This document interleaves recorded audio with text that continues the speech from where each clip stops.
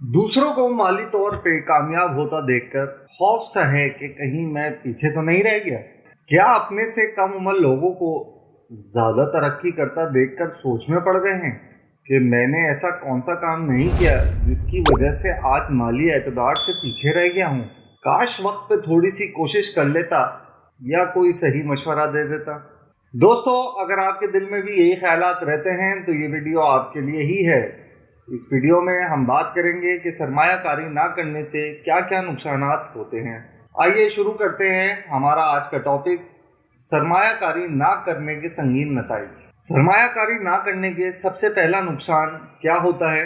कुव्वत खरीद में कमी, डिमिनिशिंग परचेजिंग पावर। वक्त पे सरमायाकारी से दूर रहने या सही जगह सरमाया ना लगाने से आपकी आमदनी महंगाई का मुकाबला नहीं कर पाती और उसकी वैल्यू कम हो जाती है। इसका नतीजा ये होता है कि आपकी रकम या आमदनी महदूद होकर रह जाती है और रोज़मर्रा के आसाइशात और ख़रीदो फरोख्त माली तौर पे कमज़ोर कर देती है। इसी के साथ अगर बात करें दूसरी वजह क्या होती है, दूसरा नुकसान क्या होता है, बढ़ते हुए खर्चात की वजह से ठहराव आ जाना। आपके बढ़ते हुए अखराजात के सामने आपकी आमदनी के ज़रिए और रकम उनको पूरा करने में नाकाफ़ी रह जाती है। जबकि अगर आप अपनी रकम से अगर मुख्तलिफ शोबों में सरमायाकारी करेंगे तो वहाँ से कुछ ना कुछ पैदा होने वाला मुनाफा आपको माली तौर पे मुस्तहकम करेगा और बढ़ते हुए अखराजात को पूरा करने में कारआमद होगा। एक और अमूमी नुकसान जो हमारा माशरे में सरमायाकारी को बर वक्त ना करने का है वो है अपनी रिटायरमेंट की ज़िंदगी की प्लानिंग। वैसे तो हमारे खर्चे इतने होते हैं कि वो भी पूरे नहीं होते, तो रिटायरमेंट के लिए कहाँ से बचाएं। लेकिन फिर भी आज की मौजूदा उम्र से ही हमें अपनी आमदनी का कुछ ना कुछ हिस्सा रिटायरमेंट के लिए वक्फ करना चाहिए ताकि उस उम्र पर जाके हमें किसी किस्म की मोहताजगी या ज़रूरत के मसाइल ना रहें और हम अपनी रिटायर्ड ज़िंदगी माली तहफ़्फ़ुज़ के साथ गुजार सकें। दोस्तों, एक नुकसान सरमायाकारी को एक्सपर्ट या माहिरी तरीके से ना करने का ये भी होता है कि आपकी रकम या असासा जिस हिसाब से बढ़ना चाहिए होता है वैसे नहीं बढ़ पाता। इससे बचने के लिए सरमायाकारी के ऐसे वसाइल बनाना जहाँ कंपाउंडिंग का असर हो आपके सरमायाकारी को चार चांद लगा देता है और आप इतना मुनाफा कमा लेते हैं जो आपने सोचा भी नहीं होता, जिसकी मौजूदा मिसाल म्यूचुअल फंड्स हैं। एक और मौजू पे बात करें तो दोस्तों, ज़िंदगी का भरोसा नहीं है और मुश्किल वक्त कभी भी किसी पे भी आ सकता है। अल्लाह पाक हम सबको महफूज रखे।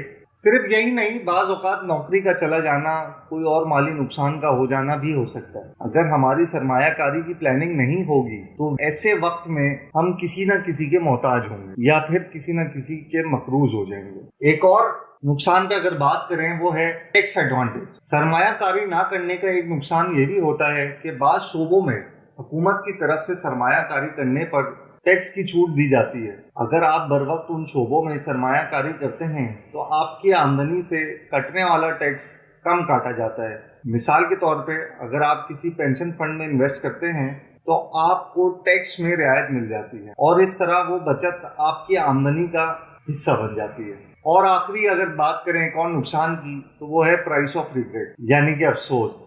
अफसोस से मुराद है कि जब आप अपने से कम उम्र या साथ के लोगों को माली एतबार से मजबूत देखेंगे या फिर अपने वसाइल को कमतर महसूस करेंगे तो अफसोस होगा कि वक्त पे पैसों को लगाता तो शायद हालात बेहतर होते। तो दोस्तों, ये चंद कुछ नताइज हैं अगर सरमायाकारी को बर वक्त ना किया जाए या सही एतबार से ना किया जाए।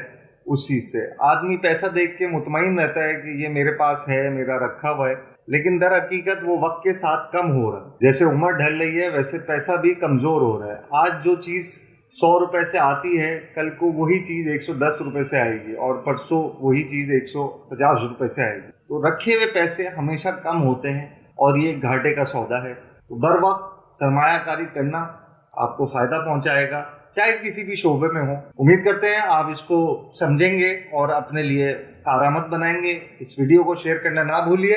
اجازت دیجیے، انشاءاللہ اگلی ویڈیو میں مزید معلومات کے ساتھ حاضر ہوں گے. اللہ حافظ.